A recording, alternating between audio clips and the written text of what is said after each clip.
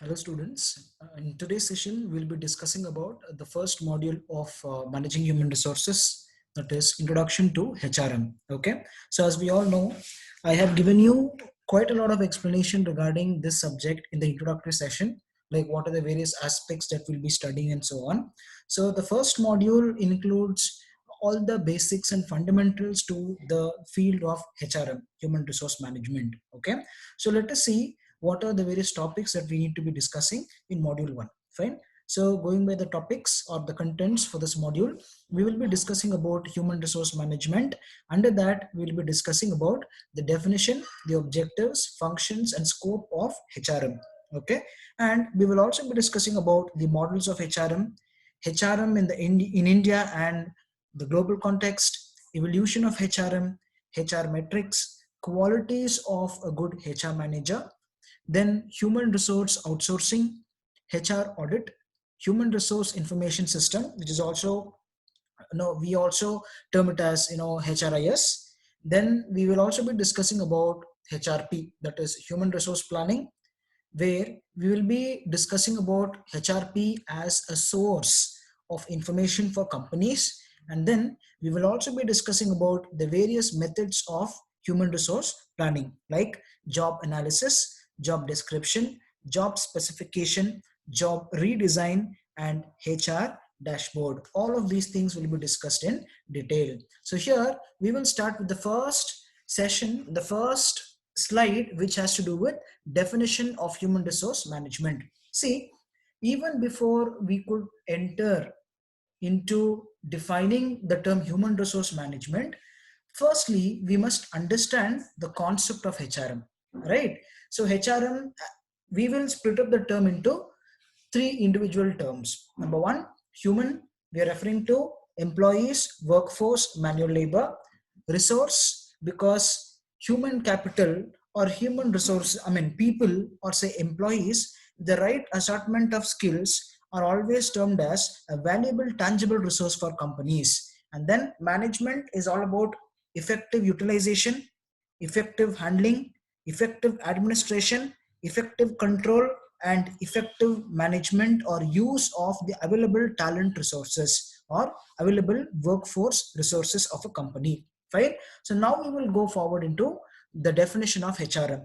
So what is the definition? According to Edwin B. Flippo, the first definition, it says HRM is defined as planning, organizing, directing, controlling of procurement, development, compensation, integration, maintenance, and separation of human resources to the end that individual, organizational, and social objectives are accomplished. So, what do we understand by this? See, planning is nothing but deciding upon what should be the right number of people, that is basically quantity as well as the quality of people required. Organizing is nothing but giving them a particular format or a structure with which they'll be able to settle down and start pursuing their duties within the organizational structure or the framework. Direction or directing is basically providing them a path and asking them to take that path in order to achieve the pre-stated objectives of the company. And then controlling of procurement. Controlling is nothing but exercising some amount of controls in, or we call it as regulating, okay, in order to have a control or to make sure that you have a good hold on the resources and the activities performed by these human resources. So controlling of what? Procurement. Procurement is nothing but acquisition of human resources, and development is all to do with how do we go about training and developing these human resources in order to instill in them a lot of fresh talent, a lot of fresh skills, so that those skills can be used and deployed for the betterment of themselves as well as the company on the whole. And then you must also have a control over what has to be paid to whom, in what, on what basis, how is the pay calculated, and so on. So all of these things will be coming under one topic called as compensation plans. Okay.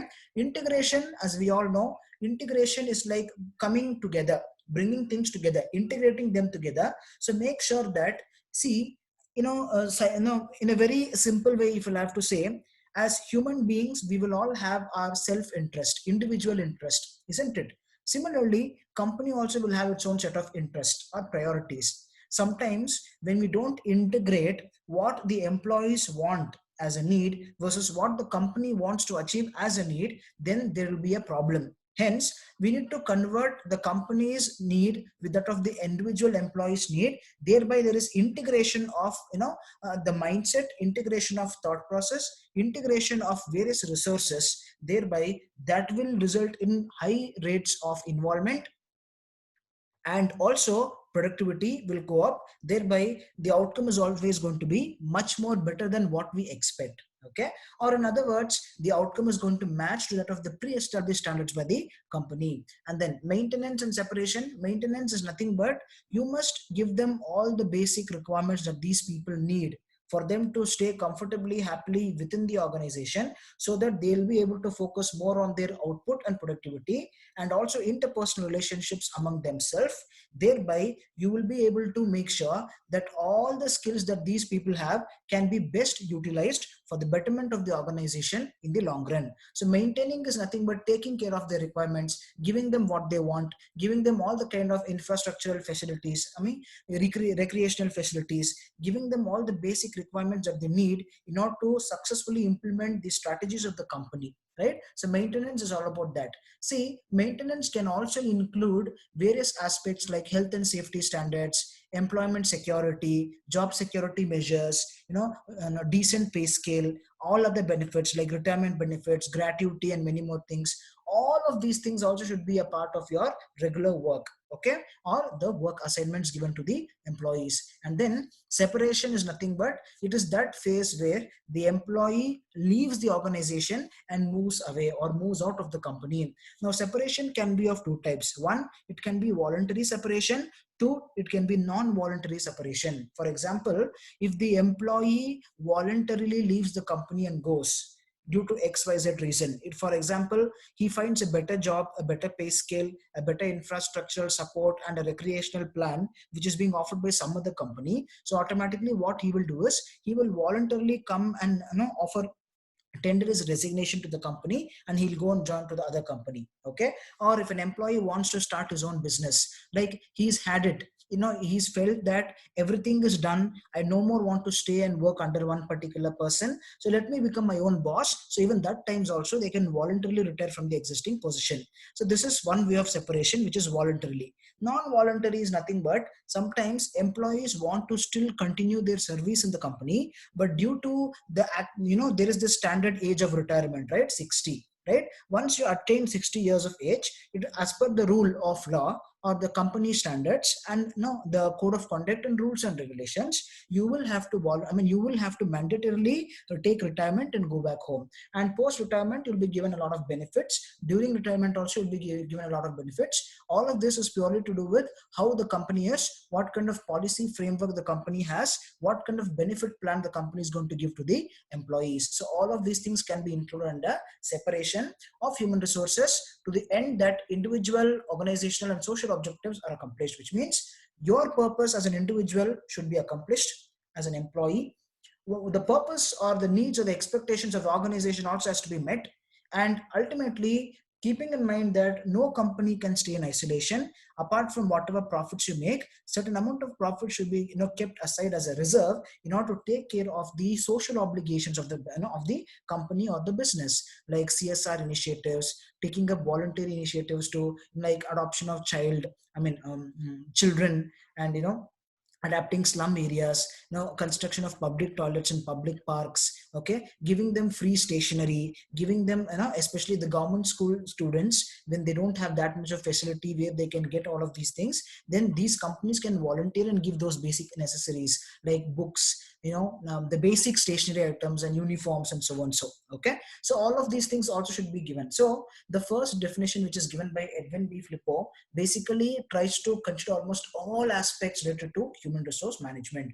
The second, given by Evan Sevek and Gluick. So according to them, they say human resource management is a function performed in organizations that facilitate the most effective use of people and we mean to say the employees, to achieve organizational and individual goals. So it is nothing but you are trying to make it even more simpler from what we have already discussed in the previous definition, right? It's all about the various activities and functions performed in the organization, which are being done in order to make sure that you make the optimum and best and judicious use of employees, so that you will be able to make sure that you are achieving two types of goals: one, individual goals or employee goals, and the second is the overall goal of the company. And the next definition would be given by Byers and Drew. Okay, so human resource management encompasses, so when I say encompasses, it means it includes. Okay, and it includes those activities designed to provide for and coordinate the human resources of an organization.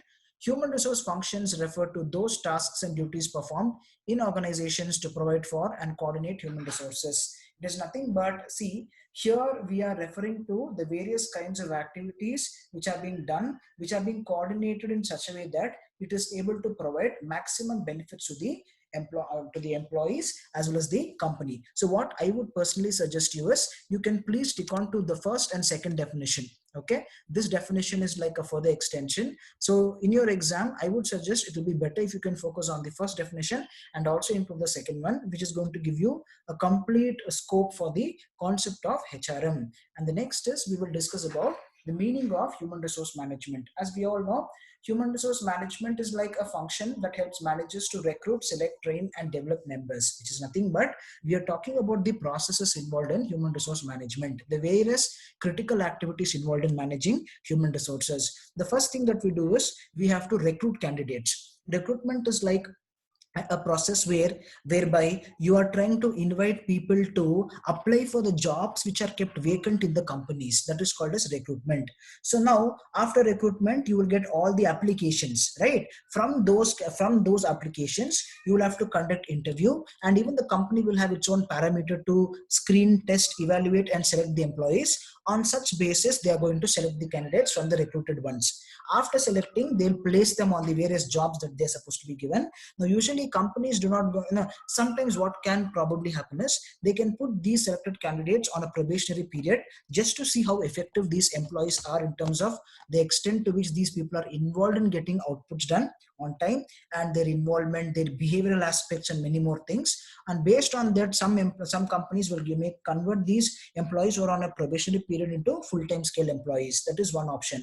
Whereas some government jobs, what basically they do is, they will straight away go for placements also. That is also available, right? So and then after placing them, they will find out their skill set, they'll find out their capacity and productivity. According to that, they will also be providing various training and developmental campaigns and initiatives in order to further polish the skill set of the employees. After training, we go for developmental activities. So developmental activities is basically such campaigns which are taken for people who have undergone a lot of vigorous training session and who are in the topmost level in terms of their skill attainment, right? So accordingly, we come up with development plans so that we'll be able to push the limits of these employees who are already trained and who have a very good skill set. Okay, obviously HRM is concerned with the people's dimensions in organization, which is nothing but, it is purely to do with what people are, how you handle people, how you retain people, how you take advantage of these people in terms of the skills and their productivity measures, and so on. So ultimately, HRM refers to a set of programs, functions, and activities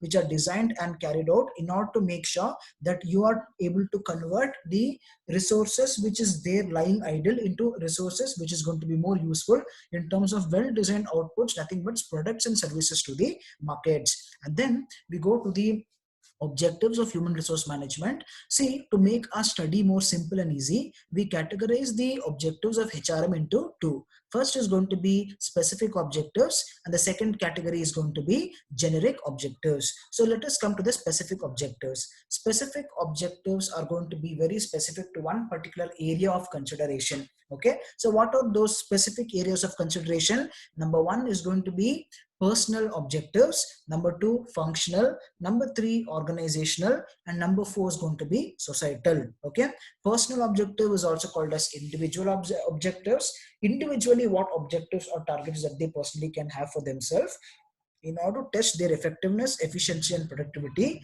Second is going to be functional, which is purely to do with the various functional activities and roles that they're supposed to perform.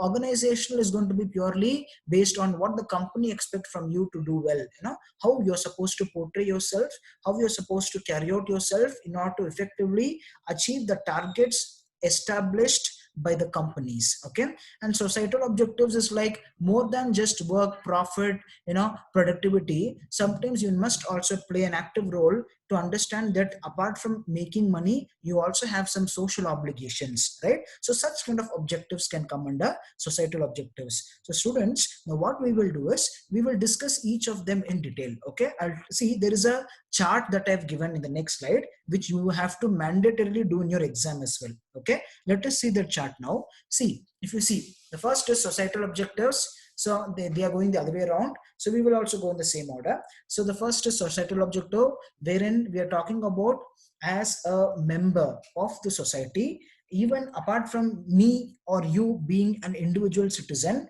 sometimes companies also will get the position or the status of citizen, right? So they call it as corporate citizenship or corporate citizens. So even companies have certain obligations towards the members of the society. What are these various obligations? How do we understand them in terms of their supporting functions? You can see it here. Number one, you must comply to the rule of law, which is nothing but legal compliance. Adhere to the rules and regulations given by the government authorities and bodies, and accordingly follow the instructions so that it is for the betterment of the company, like payment of taxes, payment of wages to employees for the productivity that they've given to you or the service rendered, not discriminating.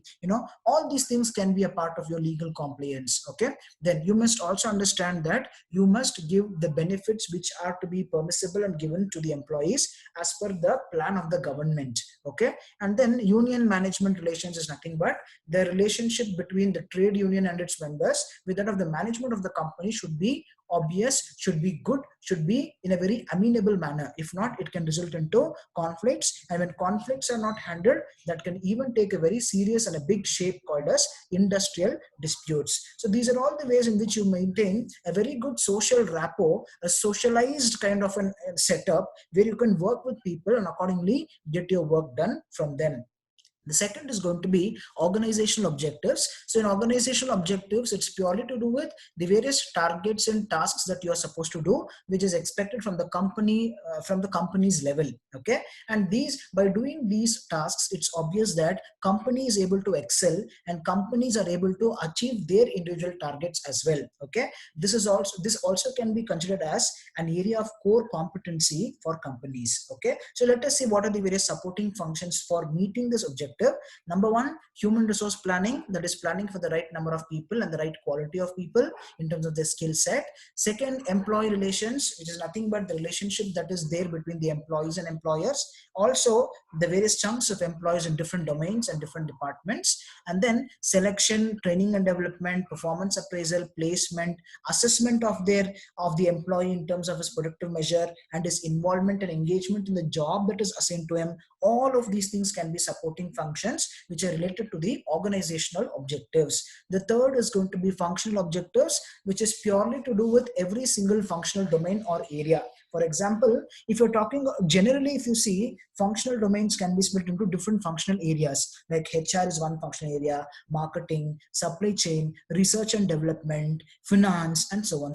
But here, when I say functional objectives, we are referring to the individual sub-functional domains in one particular major domain called as HR. For example, payroll administration is one functional domain under HR domain. Okay, training and placement, one particular domain, and the next subset is going to be, it can be regarding the employee issues, okay, conflicts, all of these things. Okay, so like this, you can talk about it from two perspectives. One, the broad functional objectives of the company, which includes almost all the functional departments and areas. The second thing can be in one particular functional domain like HR. Okay, under that, what are the subsystems that we have and how are we going to take care of the activities over there? So here, the various supporting functions can be appraisal system, placement activity, assessment of the performance, and accordingly giving, fixing them their remuneration and all of that. And the last is going to be personal or individual level objectives, where we identify people who are in need of certain kinds of training, certain type of training, and accordingly take up developmental campaigns. We go for individual performance appraisal and accordingly give them the scores and tell them where these people lack in, and so that these people can be again further trained and polished in those areas. And then we also go for placement of these employees, compensating them, assessing their overall performance post compensation, keeping in mind the standards set by the company to measure the performances or performance indicators of the employees. So these are the ways in which we understand and justify the specific functions or objectives of HRM. Now we will move on to the second category, that is the general objectives of human resource management. So generally, what is the purpose? What is the purpose or the goal or the objective of managing human resources in a company? First is human capital. When I say human capital, see, we know that finance or money is the lifeblood for every business. Without money, nothing is practically possible, isn't it? Similarly, from the HR perspective, we say human or say human resources or employees or workforce are considered to be as capital, and they are the vital assets of the company. Now, how do we justify this point? See, the company might have very innovative strategies. Okay, the company might have a very good financial plans and budgets. The company might have a very good infrastructure. The company might have the best of technology. The point is, even if you have all of these things, if you do not have uh, talented and skilled workforce or employees, definitely all these kind of physical setups can actually go to waste. Hence, human capital is nothing but the objective here is to convert or consider your human resources as the prime element, and accordingly consider them as the vital asset called as capital, and try to take the best advantage of their services. The second objective is developing organizational climate. Yes, organizational climate is nothing but the work culture, the work environment, which has to be built in such a way that there is more organic kind of a setup. Organic means every employee, irrespective of the position that he holds, irrespective of the level or experience he has, he should be given a platform where he should come and contribute to the organizational activities and functions. See, you must provide a platform for the employees to participate in the decision making process also.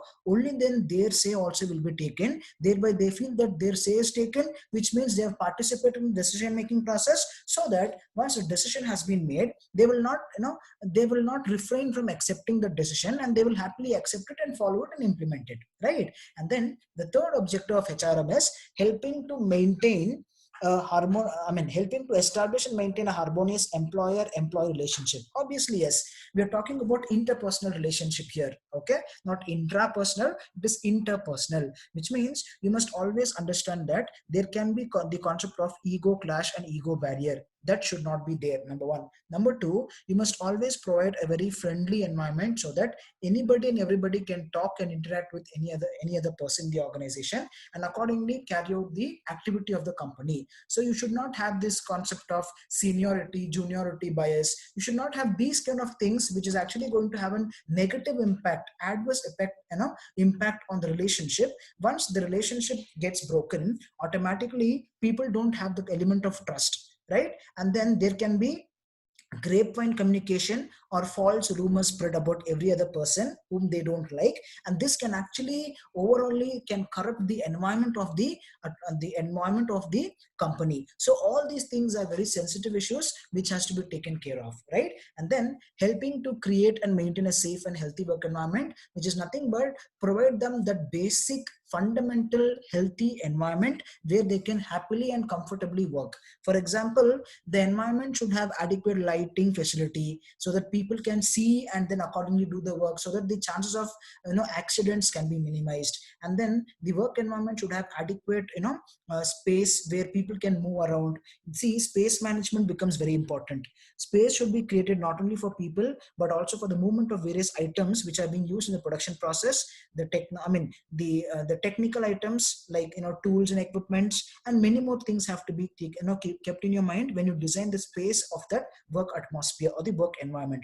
And one more thing which is very important is you must make sure the organization follows a strict code policy which will make sure that there is no any sort of untoward incident which could probably come up, like for example workplace harassment, sexual harassment. These kind of things should not take place. If you don't want these things to happen, you must have a very strict code of conduct policy which tells what is to be done, like what are the do's and what are the don'ts. Accordingly people can carry out their actions and their behaviors. Okay, and then developing programs to meet the economic psychological and social needs of the employees, and helping the organization to retain the productive employees, which is nothing but you must make sure that you come up with a lot of voluntary actions or programs and practices which will meet the needs. What type of needs? Economic needs, which is nothing but money, right? The financial requirements of the employees, which is nothing but remuneration, compensation, pay scale, and so on. Psychological is nothing but the environment should be very friendly, and you must provide them a very neat and clean environment, because the environment and the kind of role structure that is being passed, that is being practiced, and the kind of relationship that is there always can have an impact on the psychology of the people. So make sure you don't put too much of stress. Try, you must provide a platform where employees can de-stress. You can organize some sort of games and recreational, facilities whereby these employees can participate, and they can have a small tournament, so that they are becoming more psychologically inclined to becoming more closer with one another. There is a good rapport built, which is going to have an impact, very positive impact on their productivity also.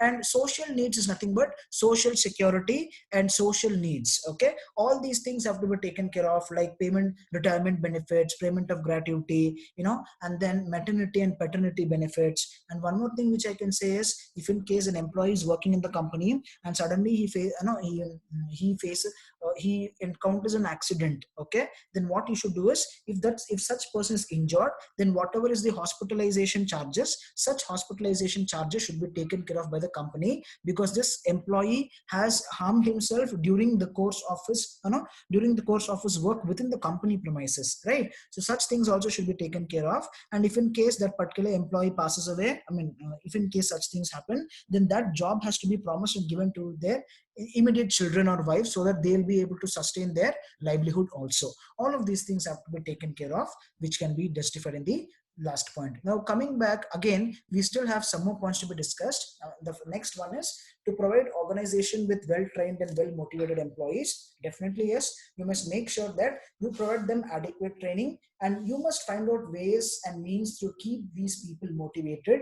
If not, what will happen is they will lose that connect with the company and the goals, and they will not give you good results. And again, that is going to be waste of money for the company, because they're just paying to people who are not contributing anything for the company, which is again going to be CTC. It's a cost to company burden kind of an aspect. Then to increase the employee satisfaction, self-actualization, very important. Find various ways in which you can keep these people satisfied, give them the right measures, give them the right facilities, provide them an avenue where these people can participate, integrate, and they can set standards for themselves. Thereby they feel that they have self-actualized themselves, which is nothing but they have lived to their expectations, and they have lived to maximum, they have performed to the maximum of their potentialities also. And then to develop and maintain quality of work life is nothing but you must make sure that there is this balancing factor, like between work and life. You must have, apart from having professional and career goals, you must also have personal goals. A company which gives you or recognizes your personal goals also is a company which actually gives you a very balancing atmosphere, wherein you can sometimes, if you're not keeping well, or if some uncertainty in the environment, then they can ask you to work from home, number one. Number two, there can be this shift based works where you can work in the day shift and night shift according to your convenience. And these kind of things will actually keep the quality of work life in a much better scale. And then to communicate HR policies to our employees, because these policies are going to guide the actions and decisions taken by the management towards the employees, isn't it? How much pay you get, what benefits you get post retirement, all these things are going to be decided based on the policy which is already framed and kept in the company. So employees should be told about all these policies, so that accordingly they are aware of what comes to them and what is their do's and don'ts. Accordingly they'll be able to carry out their functions much more effectively also. To help maintain ethical policies and behaviors, nothing but the company has to come up with code of ethics, code of conduct, where it says what are the do's and don'ts. Accordingly employees have to take it seriously and conduct themselves in the right manner. Ethics is all to do with doing the right things and the just things, and you should not practice any unfair or unjust means of doing your activity or your task. okay, or behavior. Then ensuring that the organization is in compliance with provincial or territorial and federal laws affecting the workplace, which is nothing but whatever is the country, that particular country's laws, which the country has made for all the company which is coming in that particular country or that particular region. You have to follow that. Like example, human rights, which is going to be fundamental, and then employment equity, occupational health and safety measures, employment standards, labor relations legislations, labor legislations, all of these things which are a part of government initiatives which has been taken up by the law and the federal law system, which has to be given importance, and accordingly all these things have to be practically implemented within the companies also. Okay, and then we move on to the next topic, that is functions of human resource management. Now here we again split the functions as we had split and categorized the objectives as specific and general. Similarly, we will also split up the functions into two categories. One is going to be managerial functions, which is seen here, and next is going to be operational functions, which is seen here.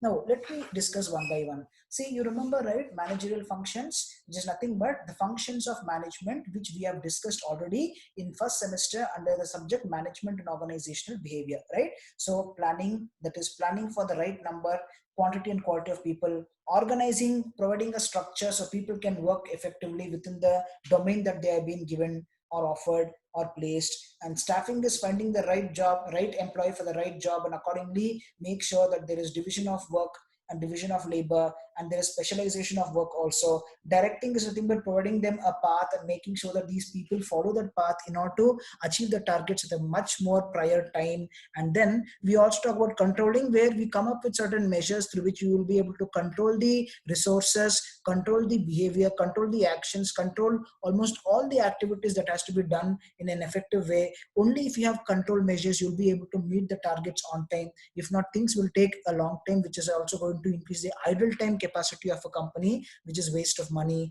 And then coordinating is all about making sure that all the activities are culminated, they are made as an assortment, a set, where all activities are interrelated and interlinked to one another. So everybody has to mingle, speak to one another, understand, and accordingly do things on a very mutual consensual basis. That is when coordinating can actually be a very effective in the company. Then operational is purely to do the various activities and functions that takes place in the company. So what are the various operations that takes place in a company? First is procurement. We know what is procurement, right? Procurement is nothing but the systematic process of acquiring talent resources or human resources for a company. Okay, that is nothing but bringing employees to the company. Second operational function is employment. Employment is nothing but you are trying to give employment for the employees, place them on the right position, and make sure that you extract work from them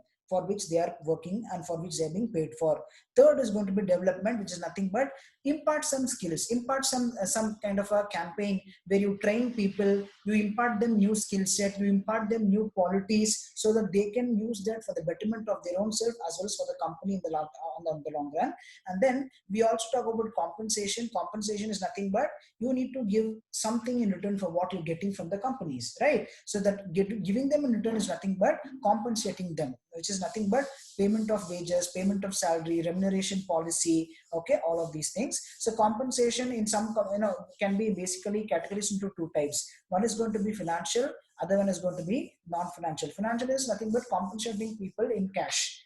Non-financial is nothing but compensating people in kind, like giving them some facility, giving them, sometimes what happens is they can give you a free trip to a foreign country where all the stay, hotel charges, boarding charges, and then the food, and then the travel expenses are taken care by the company. So this is also one of the ways in which you try to provide an avenue where the employee can travel, have a time, and have a gala time with his family, and then return back. It's more like a vacation for the employee, but a paid vacation, right? And the next is integration. Integration is nothing but trying to link and interlink all the activities, all the resources, and make it as a system, so the system functions effectively, so that everybody who is responsible of a particular task does it effectively, thereby the overall objective of the company is also getting achieved. And then maintain good human relations, socialize with people, speak to people well, maintain a good rapport, have a very good understanding of the expectations of the other person, and accordingly when you conduct your activities, it is going to see, it's all about synergy at the end of the day, right? Wherein if you, we know, right, it's like always 1 plus 1 is always going to be more than 2 or equal to 3, which is nothing but we're talking about teamwork. So when you have good relations among one another, teamwork, synergy will automatically, come into the picture, whereby your overall outcome can be multiplied much faster also, which is going to be benefit for the company. And then maintenance, as we know, take care of the employees, maintain them, do all that you need to do, ethically and officially, so that you maintain these human resources within your company. If not, what happens is these employees can leave your company and go and join some other company. I'll tell you the problem here is, let me say like this. See, let me say that I have an employee now to my company. I'm spending huge sums of money in training and developing and polishing his skill set. This fellow is he's polished very well, and he's giving me very good result in terms of productivity. Now, if in case suddenly this employee is not happy or is not given the platform for him to grow in the company, he feels that something is not right, and immediately he will leave the company and join some other company.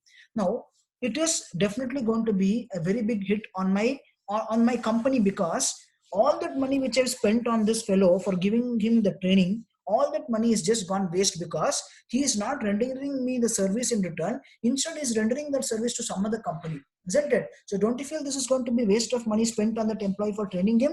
Definitely yes. Hence, maintain the employee within the company, give him what he wants, understand the requirements, and accordingly make sure that he stays in the company. If not, whatever you have spent on him is going to be just waste. And then separation is nothing but we're talking about the exit of the employee from the company. As I already told you, it can be voluntary or non-voluntary. There is some, actually, I have to tell you one technical aspect here. There is something called as exit interview, which will actually be conducted in companies. So at that time, the employee, before leaving the company officially, he will have to, the management and seniors will ask him a set of questions, and they will also ask him what were the problems and issues that the particular department is facing, where this employee is working, who's doing what. So it's like, we say, right, that no, almost anything and everything which the employee couldn't say prior when he was on the job, now since he's leaving the company and going, he will tell everything, good or bad, everything he will disclose and go. So this interview actually gives you a very good insight regarding what's happening in the company from the employee perspective, which may not be usually known for the managers or the superiors, because there is some amount of, there is some amount of, you can say it as people are not ready, people are not ready to go and explain or, openly speak about certain things, because there is this barricade that there is a difference between employer employee, management employees. Because of this kind of a difference, what basically happens is employees do not volunteer to express openly whatever they're going through in the company, which is also going to be a problem tomorrow, because a problem unheard, a problem unsolved can result to very big issue tomorrow, which is going to have a very bad impact on the company, its reputation, and its relationship with the employees and other key stakeholders. Fine. Next, here we will be discussing about scope of human resource management, which is nothing but the various areas or aspects which are going to come under this subject of HRM. Okay, as we all know, HR planning we'll be discussing, procurement I've already discussed. Job analysis is nothing but a systematic process of analyzing and evaluating the job in order to decide the worth, the monetary worth of the job, based on which people can fix salaries for the employees who are taking up certain special types of tasks and work assignments. Job design is all about designing, coming up with the framework and the pro forma for taking up a job, which includes the various aspects that has to be covered to fix an employee to do that particular task which is assigned to him, or that particular job which is assigned to him. Job description is again a process whereby we go for the intricacies involved in doing a job, where you describe the job itself, like what is the role, what is the skill required for people to do that particular job, what is the expectations from the employee to do that particular job, what are the various other aspects which have to be genuinely accepted and acknowledged in order to fit a person to that particular job. Job description is nothing but you are trying to conduct a detailed description, or you're describing the job itself, so that people understand whether they have the capacity to fit the job or no. Okay. Recruitment and selection we have already discussed. Orientation placement, orientation induction is like you are trying to come up with an event where you're welcoming people. See, students, you remember, right? we had this orientation workshop, right? Like initially when you people the freshers party, in other words, when you people came, there was this first session where no see, there are two things. One, officially formality, no, in a very formal way, the faculty or the and the other key head, of the institution are going to tell you what this institution is all about, what is the course structure, what is going to be the methodology of teaching, what are the key takeaways, what is it that is expected from the students. All these things are going to happen in a very formal manner, which is going to be the induction orientation aspect. Now when you're talking about your freshers party, that is going to be something much more informal, which is an action which is voluntarily taken up in order to welcome you people to a new environment, right? So both things has to be taken care of. Here orientation is more to do with the formal aspect, okay? And then placement is nothing but officially placing you to the right job. Training and development we have discussed. Performance appraisal is nothing but, see, every employee will be measured on the basis of the performance that he exerts, and based on that he will be assigned some scores. Based on the scores achieved or ascertained, he will be given a certain amount of pay according to the contribution made by him in terms of how much is given to the company in terms of the service quotient or productivity measure. And then job evaluation is nothing but, we evaluate the job in order to find out what is it that people need to have in order to fit that particular type of job, okay? Employee and executive remuneration, which is also going to be very similar to that of your compensation plans. And then your motivation, how do we, compensation and rewards, so it can be financial and non-financial also. And then motivation, various forms of motivation, what the company has to do in order to keep the employees motivated.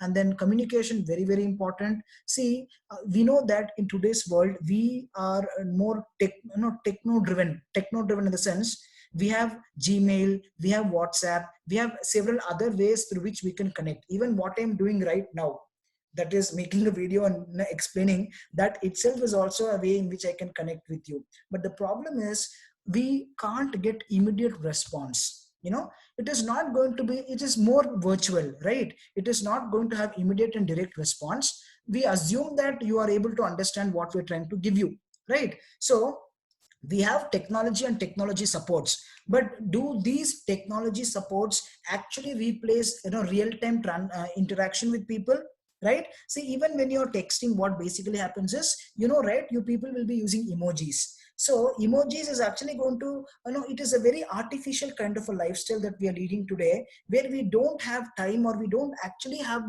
that initiative to go and talk to the person and have a very good communication. This lack of communication is something which is going to have a very bad impact on the companies also. So communication becomes very important. What type of communication, what levels of communication, the process, everything has to be understood here. Then maintaining employee records, definitely yes. Employee records is to do with when who's the employee, what is his experience, what is his pay scale, what is the other personal information. There are companies where they go for health checkups and they make a history, the medical history of the particular employee, to see whether if he is capable enough to work in that company, keeping in mind the risks and the stress involved in doing certain types of jobs, right? All these things have to be taken care of. Anything and everything related to that employee has to be recorded, documented, and kept in a file, so that if in case there is any requirement, they can go open these documents, see the reports, and accordingly try to make a decision, right? Everything takes a very formal edge in the companies. Then welfare aspects, the well-being of the employee matters. Accordingly, you will have to take care of all those things also. Safety and health, see, according to the type of work that you do, you have to be given different items to protect yourself. For example, there are some companies where when there is too much of hard strenuous work involved, they need to give you goggles, they need to give you a jacket, a safety attire, basically they need to give you gloves. All these things are given in order to maintain that there is health and safety and security given to the employees, okay? So according to the nature and type of work, you need to be given certain precautionary measure. Like if you're working if you're working in a factory where you have all these big machines running, then you must be given some kind of ear plugs, or no, ear plugs basically to reduce the intensity of that sound to enter your ears, because it can have an impact on your hearing capacity in the long run. Number one. Number two, they have something called as acoustic material. What are these acoustic materials? Acoustic materials are basically materials which are being used when you construct a layout, okay? So that whatever noise comes, right, it doesn't go and go to the other side of the room. So it covers and keeps it here. So, and there are some kinds of acoustic material where they absorb the sound and vibration so that that intensity is not felt for the employees working in that particular room, okay, or that particular area. All these things have to be taken care of. Then industrial relations is nothing but maintaining good, relationship with the employees. It basically takes care of three things. Number one, the relationship between the employer and employee, the relationship between the employee and employee, and the relationship between the employer, employee, and the company on the whole. Right? So this is what these are all the various things that we discuss in the scope of human resource management. See, actually, if you see whatever we have listed here, right, these things only we will be studying in detail in the future coming sessions, okay, in the future coming chapters and modules. That is the reason now I'm just giving you a gist of it, just a brief note on it. But these topics, when we discuss them in detail, then we'll be discussing much more in depth so that you'll get even more clarity on the concepts. Fine. So students, as of today, for this session, we will stop it here. Quickly, I will revise what we have done. Okay. See, we started off with the first module, that is to do with human resource introduction to HRM, right? So I've already told you the contents also. We started here. I've told you the contents also. So here we have explained for today's session, we have completed the definition of HRM and then the meaning of HRM, objectives like specific and general objectives of HRM, which is already given here. We've explained it. And then we have also discussed about the functions of HRM. Now let me tell you, objectives, functions, scope, all these things can be important for 5 marks and 10 marks. Okay. So be very careful. Understand. If you have any doubts, let me know. And after the functions, we have also discussed about the scope or the various aspects which will be covered in the subject of HRM. So students, by today we call it a day. We will stop this. We'll stop it here for the session. In my next video, I'll be giving you some more explanations and some more contents, which is going to be continuation of this particular module. Students, I hope you have understood. Thanks for your thank you for listening patiently, and make sure your people also start preparing. Okay, all the best students. Thank you, students.